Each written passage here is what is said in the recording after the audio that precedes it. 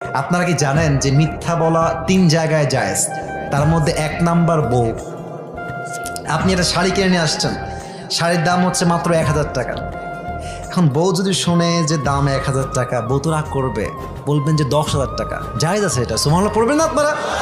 আচ্ছা, আপনার বউয়ের সঙ্গে আপনার মায়ের বনিবনা হয় না, এটা আবার রাগ করেন না, এটা কিন্তু হয়। শাশুড়ি বউকে দেখতে পারে না, বউ শাশুড়িকে দেখতে পারে না, ঠিক আছে না ভুল বললাম? এখন আপনি পড়ছেন মহাফান্দে, মাকে ভালোবাসলে বউ নারাজ, বউকে ভালোবাসলে মা। আপনি করবেন কি এখন কন্দে?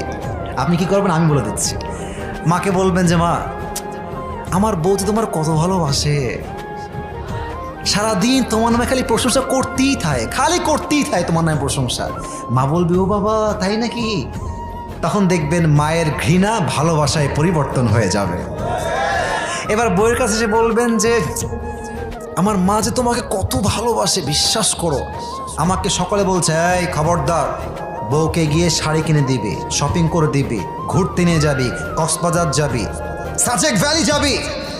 আপনার মা আসলে কিছুই বলে নাই, কিন্তু আপনি এই যে পামটা দিলেন, আপনার বউয়ের জন্য ভালোবাসা প্রকাশ করলেন, এই ভালোবাসার জন্য আপনার আমলনামায় সওয়াব লেখা হবে। সুবহানাল্লাহ পড়ে।